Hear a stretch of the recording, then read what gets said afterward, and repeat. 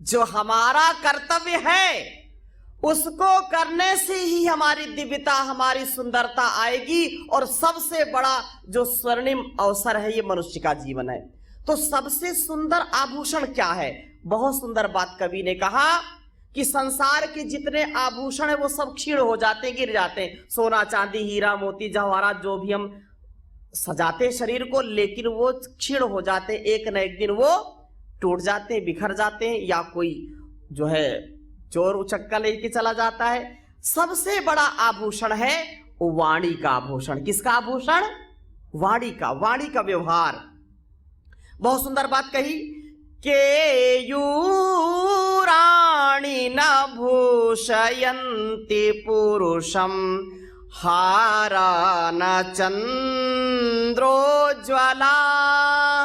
न स्नानं न विलेपनं न कुसुमं नालंकृता मूर्धजाः वाण्येक समलंकरोति पुरुषं या संस्कृता धार्यते क्षीयन्ते खलु भूषणानि सततं वाग्भूषणं भूषणं वाग्भूषणं भूषणं। संसार में सबसे अच्छा आभूषण है मनुष्य की वाणी। तो हम सबसे अच्छी वाणी बोलें, सच्ची वाणी बोलें, झूठ छल कपट से दूर रहें। और ये कब हमको मिलेगा सामर्थ्य? जब हम ध्यान करेंगे, योग करेंगे। योग से अंदर की और बाहर की सारी गंदगी दूर हो जाती, सारा कचरा दूर हो जाता है। क्योंकि दिमाग में जब कचरा आता है तो वो खतरा हो जाता है। दिमाग में क्या बोला? तुम्हारे दिमाग में कचरा भरा है, तुमको बात समझ में नहीं आती, धर्म की बात समझ में नहीं आएगी, कर्म की बात समझ में नहीं आएगी, तो इसका मतलब कुछ दिमाग में गड़बड़ी है। तो इसको दूर करने का उपाय है, जैसे अग्नि में हम सोना चांदी लोहा डालते हैं और जल करके वो जब बिल्कुल जो है निर्मल हो जाता है, जैसे सोने को कुंदन बना देते हैं, ऐसे योगाग्नि में तप करके रोज योग करना और कराना। उससे मन के तन के सारे रोग जल करके भस्म हो जाते हैं। जन्म जन्मांतरों के जो पाप हैं वो भी सब मिट जाते हैं। इसलिए भाई बहनों 2 घंटे कम से कम रोज योगाभ्यास करो। यदि संसार के चकाचौंध से बचना चाहते हैं, संसार की समस्या से बचना चाहते हैं, क्योंकि रहना तो संसार में है, छोड़ के इसको जा नहीं सकते। जब बुलावा आएगा तो जाना ही है, लेकिन जब तक हम रहें तब तक पूरे आनंद में रहें, पूरे मस्ती में रहें। और जो मस्ती में है उसकी हस्ती है, बाकी सब जबरदस्ती है कि नहीं? तो आप यहां आए हैं तो जबरदस्ती में तो नहीं आए ना, मस्ती में आए ना। हाँ, तो ये मस्ती हमेशा रहे। अपनी संस्कृति, अपने संस्कारों को, अपने जीवन के उद्धार के लिए, सुधार के लिए कार्य जरूर करना है। इसमें कोई संशय नहीं होना चाहिए, इसमें कोई अविवेक नहीं है। याद रखना, ये मनुष्य का जीवन बड़ा महनीय है। इसलिए हमारा जीवन दूसरों की सेवा के काम आए। किसके काम आए? हमारा जीवन जो है हम सब ने माता पिता से पाया, गुरु से पाया है, इस भारत माँ की सेवा से हमने पाया है, यहाँ का अन्न जल ग्रहण किया है, वस्त्र पहने हैं। तो ये देश समाज के काम आना चाहिए कि नहीं आना चाहिए? बोलो ना, आना चाहिए। तो लोग नारा लगाते हैं, अन्न जहां का हमने खाया, अन्न जहां का हमने खाया, वस्त्र जहां के हमने पहने। वो है प्यारा देश हमारा, इसकी रक्षा कौन करेंगे? कौन करेंगे? हम करेंगे, हम करेंगे, हम करेंगे। कैसे करेंगे? तन से करेंगे, मन से करेंगे, धन से करेंगे, जीवन से करेंगे। क्योंकि ये राष्ट्र न होता तो हम भी नहीं होते। ये राष्ट्र धर्म सर्वोपरि है। एकत्व में, सह अस्तित्व में सबको एकजुट होकर के अपनी संस्कृति को आगे बढ़ाना है। याद रखना, यदि नहीं संभले तो जो इतिहास हम पढ़ते हैं वो फिर से दोहराया जाएगा। हमको संभलना है और ये समय स्वर्णिम है, ये समय परिवर्तन का है। इसलिए अपनी संतानों को अपनी सनातन परंपरा के प्रति जागरूक करिए, अपनी संतानों को राष्ट्र के प्रति जागरूक करिए, जिससे उनके अंदर स्वाभिमान आए, उनके अंदर गौरव का, उनके अंदर अपनी संस्कृति का आधान हो और वो कभी भी अपमान ना सहे और ना अपनी संस्कृति का, गुरुजनों का, अपने शास्त्रों का, अपने ऋषियों का अपमान करें, क्योंकि उनको बताया नहीं जाता। इसलिए भारतीय शिक्षा बोर्ड, भारतीय चिकित्सा, पतंजलि योग पीठ के माध्यम से देश और दुनिया को एक नई किरण, नई दृष्टि दी जा रही है। हम सबका ये परम गौरव है।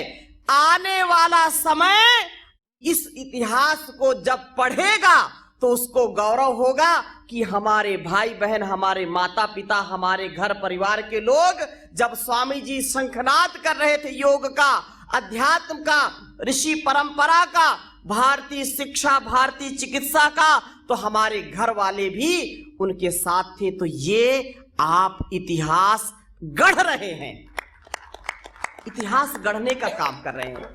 अब जब हम कभी याद करते हैं महात्मा गांधी को, सरदार वल्लभ भाई पटेल को, महर्षि दयानंद को जब याद करते हैं, उनकी जीवनी पढ़ते हैं, तो हमको बड़ा जो है मन में ये भाव आता है, काश हम भी उस समय होते, हम भी उस समय होते तो हम भी देश की सेवा करते, हम भी देश के लिए अपना जीवन कुर्बान कर देते, हम भी फांसी के फंदे पर चढ़ जाते, हम भी विष पी लेते, हम भी जीवन को निछावर कर देते।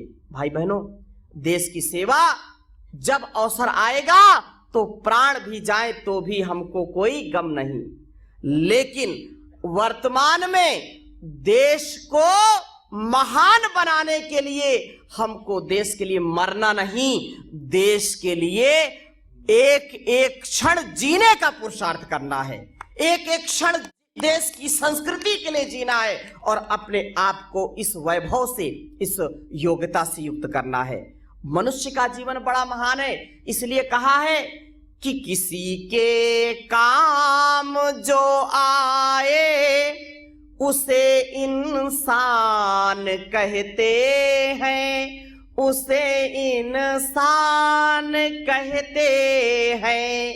पराया दर्द अपनाए उसे इंसान कहते हैं, उसे इंसान कहते हैं। ये दुनिया एक उलझन है, कहीं धोखा कहीं ठोकर, जो गिर कर के संभल जाए उसे इंसान कहते हैं, उसे इंसान कहते हैं। किसी के काम जो आए उसे इंसान कहते हैं, उसे इंसान कहते हैं। कभी सुख है कभी दुख है, इसी का नाम जीवन है। जो दुख में भी न घबराए उसे इंसान कहते हैं, उसे इंसान कहते हैं। अगर गलती रुलाती है तो यह राह भी दिखाती है। बसर गलती का पुतला है, ये अक्सर हो ही जाती है। जो गलती करके पछताए उसे इंसान कहते हैं, उसे इंसान कहते हैं। किसी के काम जो आए उसे इंसान कहते हैं, उसे इंसान कहते हैं। अकेले ही जो खा खा कर सदा गुजरान करते हैं। यूं भरने को तो दुनिया में पशु भी पेट भरते हैं। पथिक जो बांट कर खाए उसे इंसान कहते हैं, उसे इंसान कहते हैं। किसी के काम जो आए उसे इंसान कहते हैं। पराया दर्द अपनाए उसे इंसान कहते हैं, उसे इंसान कहते हैं। हमारा ये जीवन बड़ा महनी है और सच्ची इंसानियत इसी से आएगी। हमारा प्रतिपल, हर पल हम उत्साह के साथ जिए, एक पल भी निराशा ना आए। घर को स्वर्ग बनाना, घर को क्या बनाना? स्वर्ग बनाना चाहते हैं कि नर्क बनाना चाहते हैं? कोई भी व्यक्ति कभी ये नहीं कहेगा अपने घर को हम नर्क बनाना चाहेंगे। एक श्लोक बोल करके स्वर्ग कैसे बनाते हैं उसकी चर्चा करके फिर आज की इस सभा की पूर्णता करेंगे। अपने घर को स्वर्ग बनाइए। और उसके लिए बहुत सुंदर बात कही आचार्य चाणक्य ने कि यदि घर को नर्क बनाना चाहते हैं तो ऐसे काम करना, और घर को स्वर्ग बनाना चाहते हैं तो ये काम करना। क्या कहा कि साविप्रपादोदक कर्दमानी सावेद शास्त्र ध्वनि गर्जितानी स्वाहा स्वधाकार निरंतराणी स्वर्गाणि तुल्यानि गृहाणि तानि। दो बातें कही कि सा विप्रपादोदक कर्दमानी, ना विप्रपादोदक कर्दमानी, ना वेद शास्त्र ध्वनि गर्जितानी स्वाहा स्वधाकार विवर्जितानी शमशान तुल्यानि गृहाणि तानि। दो बातें कही, एक स्वर्ग बनाने की, एक नरक बनाने की। आचार्य चाणक्य बाहर नगर में टहल रहे थे। किसी ने पूछा, अरे आचार्य आज तुम नगर में कैसे टहल रहे हो? तो कहा कि आज मैं देख रहा हूं कि इस नगर में नरक या शमशान कितने हैं।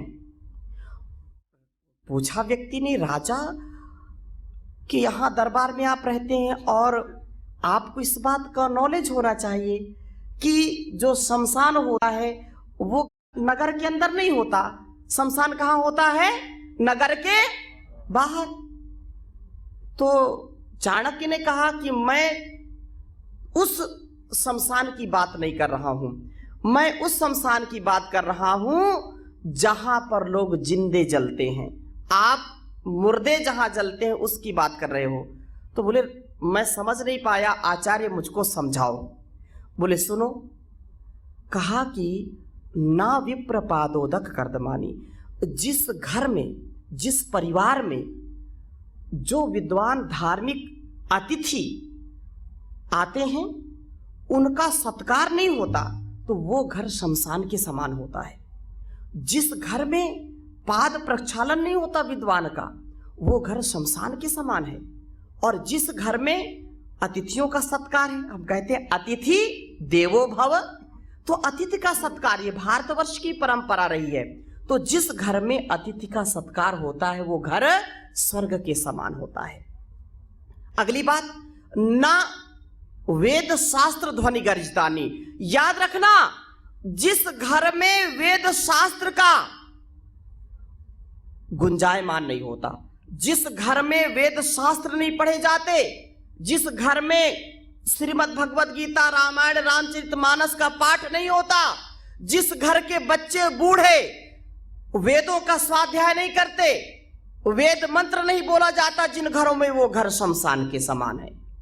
अभी आप आत्मनिरीक्षण करना, जिन घरों के बच्चे, जिन घर में बड़ों के मुख में वेद मंत्र है, श्लोक है, सूत्र है, जो बोलते हैं और वाणी जिससे पवित्र होती है वो घर स्वर्ग के समान होता है। इसलिए अपने घर को स्वर्ग बनाइए। अगली बात, ना स्वाहा स्वधाकार विवर्जितानी, जिन घरों में स्वाहा स्वाहा बोल करके आहुति नहीं दी जाती, जहां यज्ञ नहीं होता, जहां की जो है घर में हवन नहीं होता, वो घर शमशान के समान होता है। हमारा ये संस्कार रहा है कि घर में रोज यज्ञ करते थे। घर को अंग्रेजी में क्या बोलते हैं, जहां लोग रहते हैं क्या बोलते हैं, क्या बोलते हैं, बच्चे बैठे हैं क्या बोलते हैं, होम बोलते हैं ना, HOME, होम, होम बोलते हैं ना।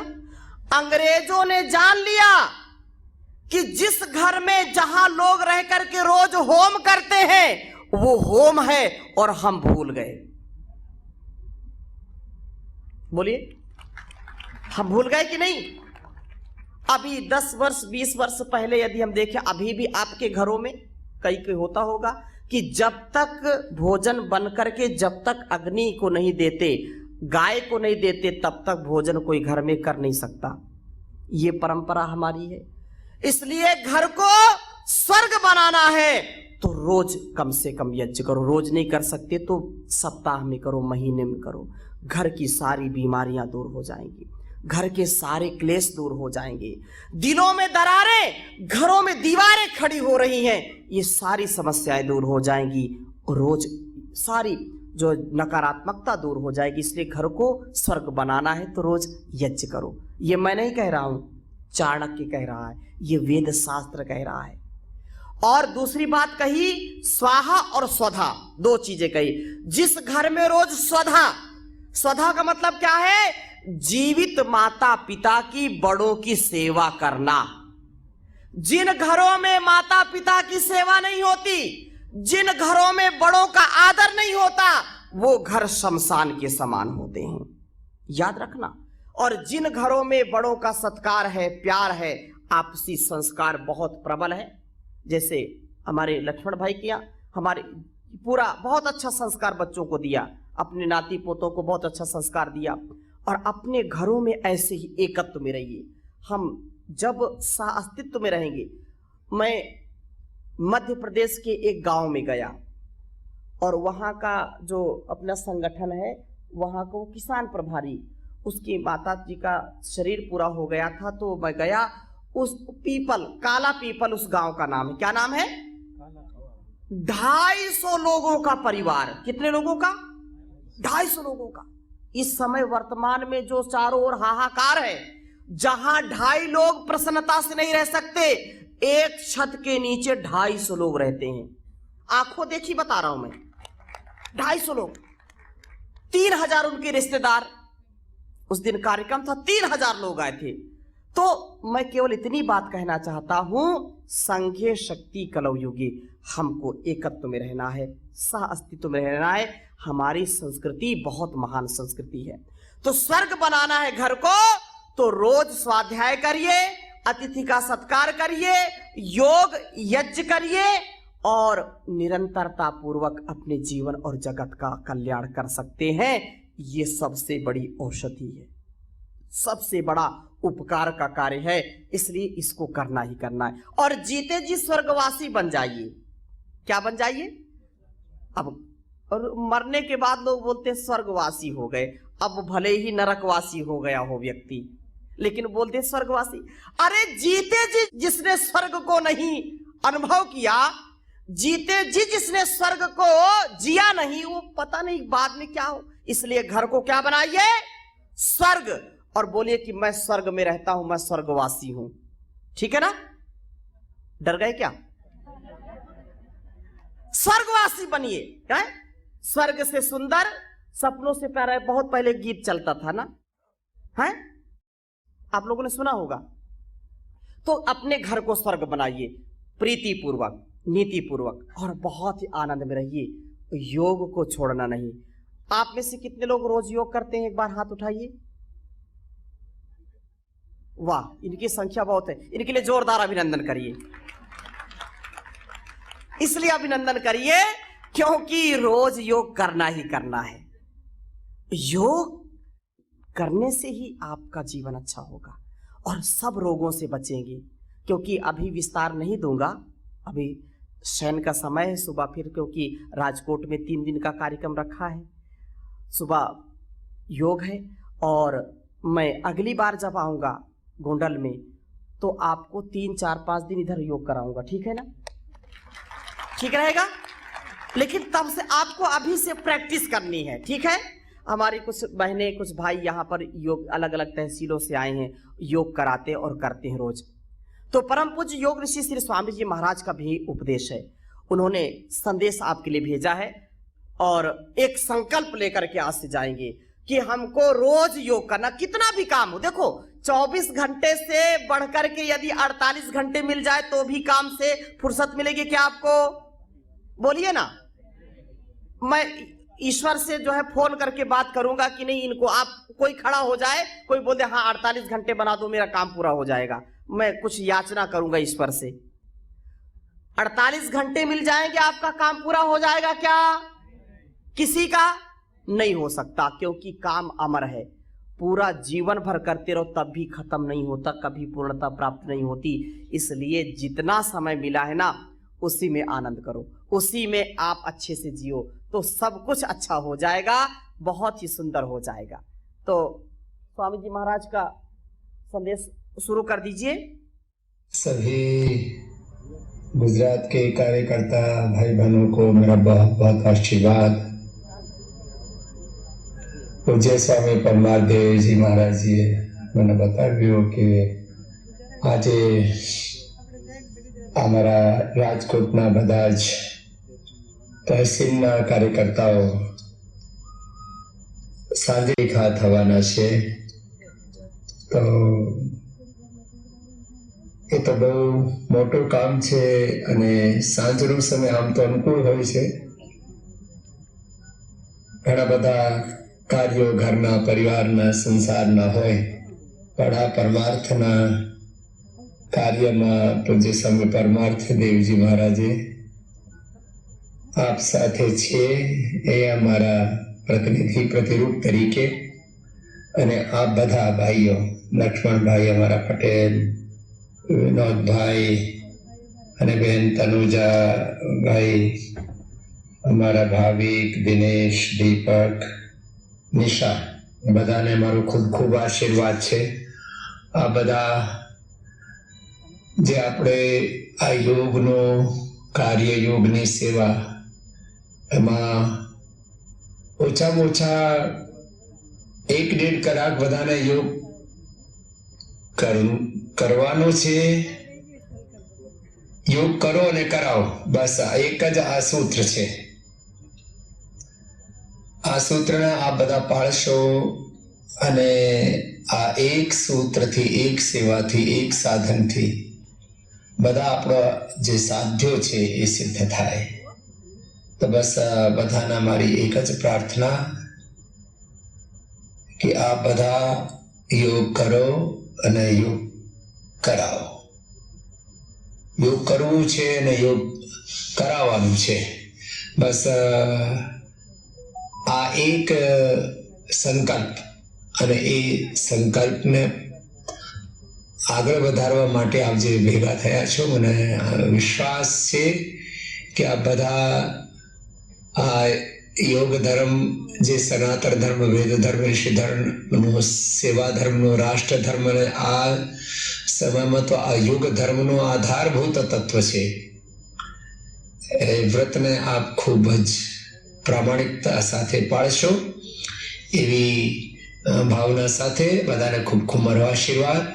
એવી જ રીતે આગળ વધતા રહેજો અને આ યોગની સેવા કરતા રહેજો। હું આ યોગના અભ્યાસમાં 50 વર્ષથી છું અને 35 યર્સથી તો આખું વર્લ્ડ જાણે છે કે જાહેર તરીકે મોટા ભાગે પ્રભુ મારા થકી આ સેવા કરાવી રહ્યું છે। આપ પણ બધા જ મહારાજ સ્વરૂપ છો।